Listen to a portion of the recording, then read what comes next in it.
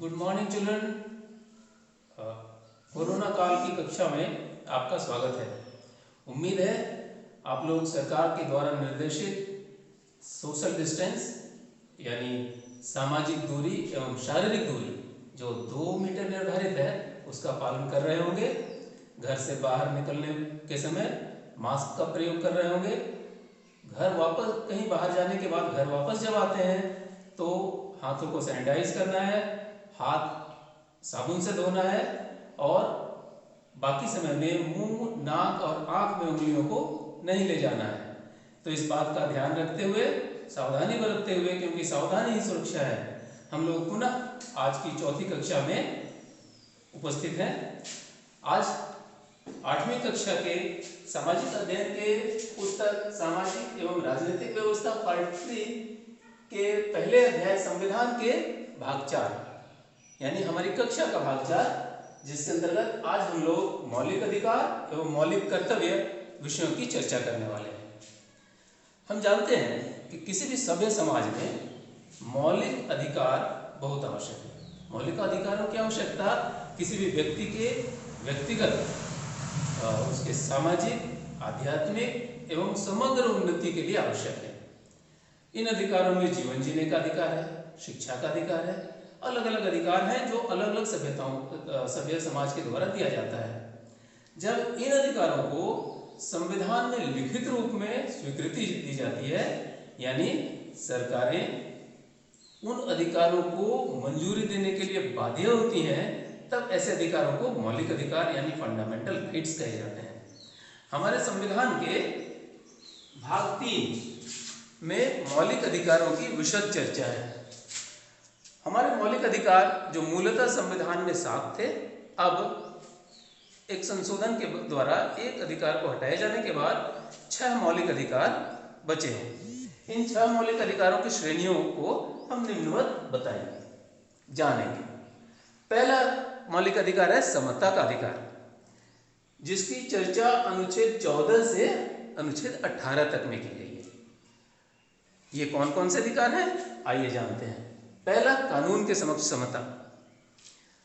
भारतीय संविधान यह बताता है कि भारत का प्रत्येक नागरिक कानून के समक्ष एक समान होगा, उसके साथ कोई भी भेदभाव नहीं किया जाएगा।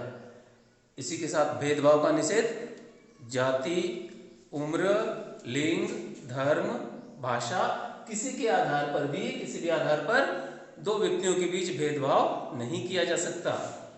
पुनः समता के अधिकार के अंदर तीसरी बात है रोजगार के अवसर की समता। भारत के सभी नागरिकों को रोजगार के लिए समान अवसर दिए जाएंगे। पुनः इसी के अंतर्गत अगली कड़ी है छुआछूत का अंत। संविधान में इस बात का सख्त प्रावधान किया गया है कि हम किसी भी व्यक्ति से किसी आधार पर जातीय, लैंगिक, भाषाई आधार पर छुआछूत नहीं कर सकते। और जैसे ब्रिटिश काल में उपाधियां दी जाती थी, ऐसे सारी उपाधियों का अंत कर दिया गया।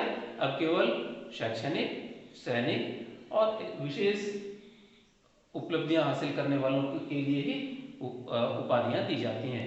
साथ ही किसी विदेशी सरकार से अगर किसी नागरिक को उपाधि दी जा रही हो तो बिना सरकार की मंजूरी के ये उपाधियां कोई व्यक्ति ग्रहण नहीं कर सकता।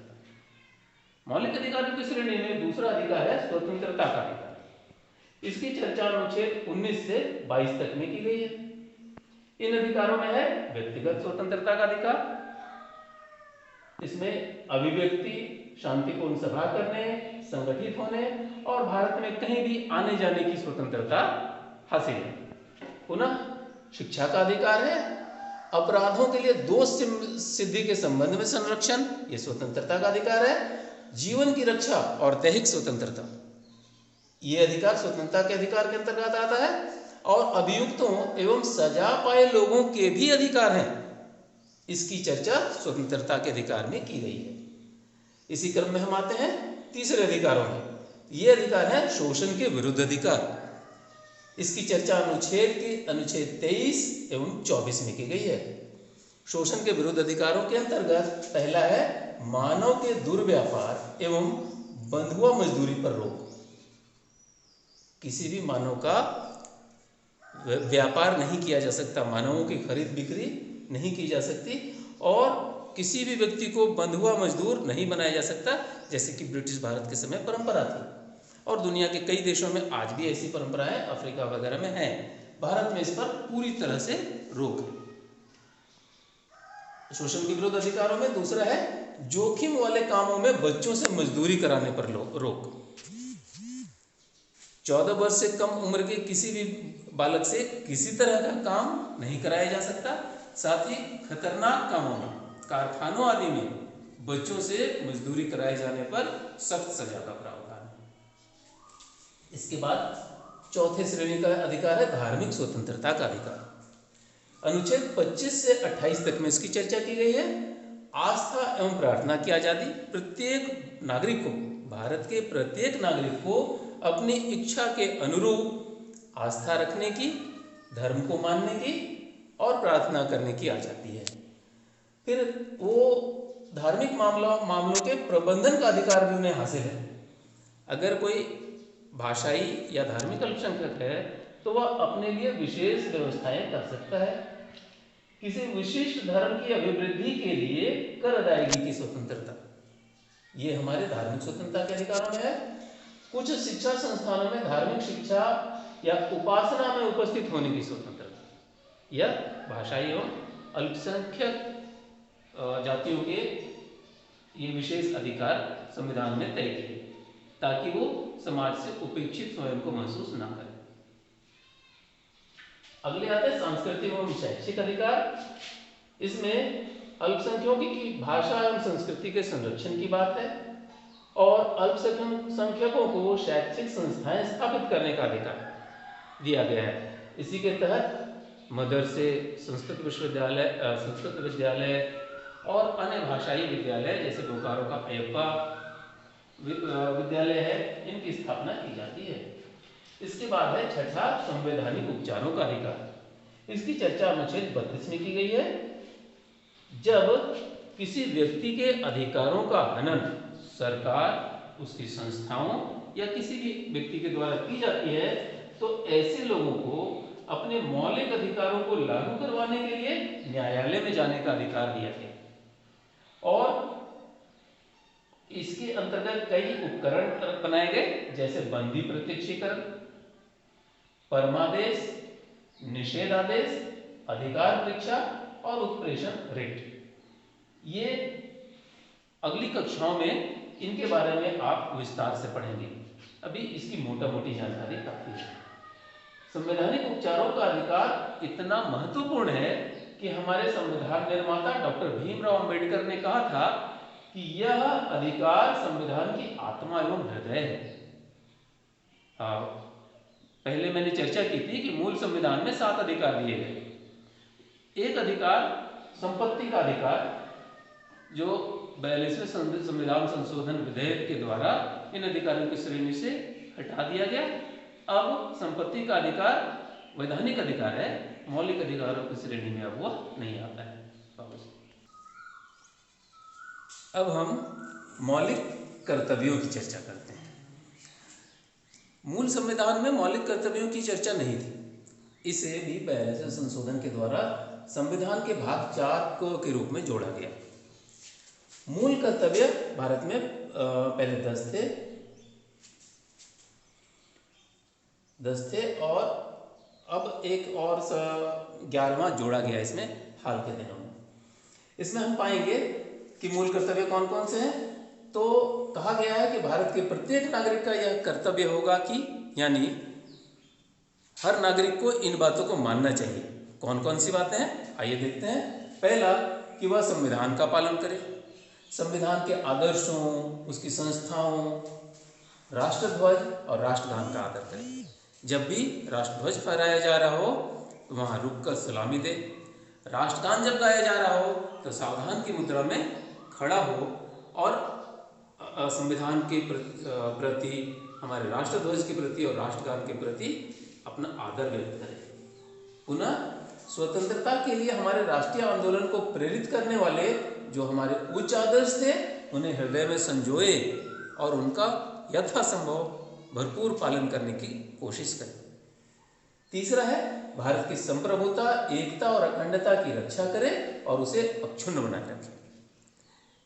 इसके अंतर्गत यह उम्मीद की जाती है कि सामान्य अवस्था में ही नहीं, जब आपातकाल की स्थिति हो, युद्ध, महामारी, जैसा कि अभी कोरोना काल में है, अपने देश में जब भी ऐसी कोई स्थिति आ जाए तो वह देश की संप्रभुता की रक्षा के लिए, उसकी एकता को बनाए रखने के लिए और अखंडता को स्थापित करने के लिए, स्थापित रखने के लिए तन मन धन से कार्य करने को तत्पर रहे।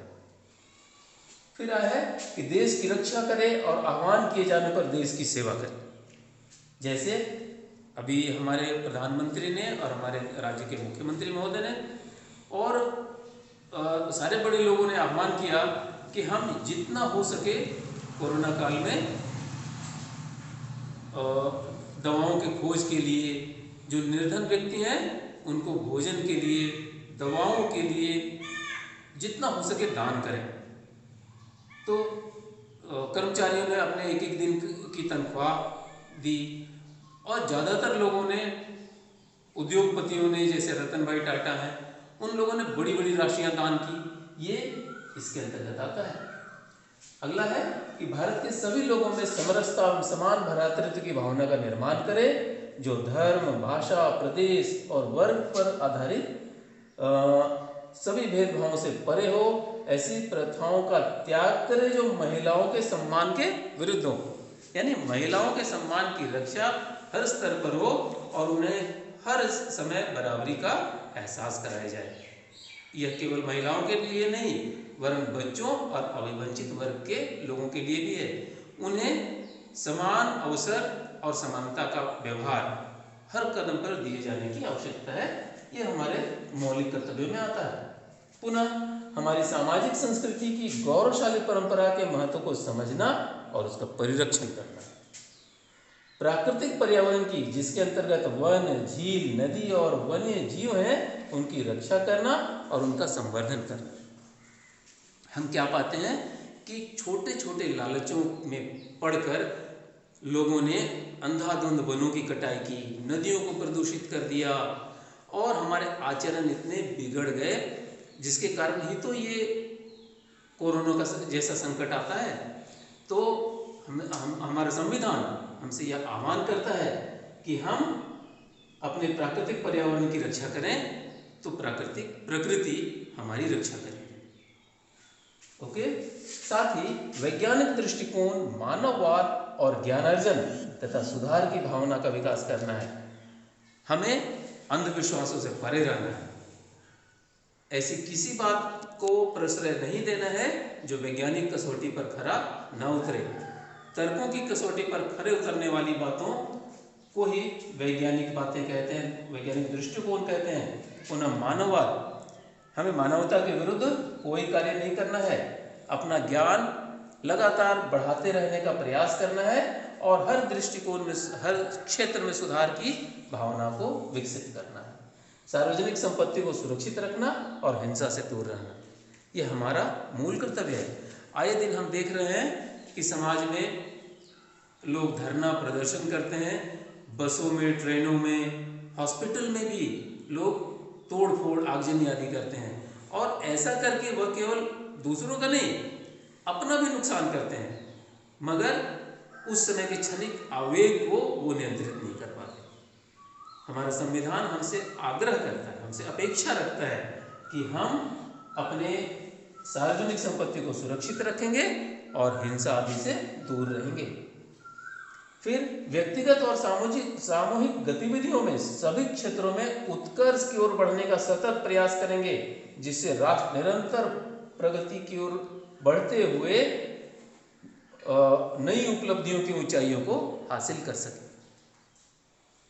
फिर ये एक नई बात जोड़ी गई, यदि माता पिता या संरक्षक हम हैं तो हमें अपने 6 वर्ष से 14 वर्ष की आयु वाले अपने बालक या पाल्य, बालक यानी लड़का लड़की दोनों, और कोई ऐसा बच्चा जो हम पर आश्रित हो, तो उसको उसकी शिक्षा के अवसर प्रदान करना, यह हमारा मौलिक कर्तव्य है।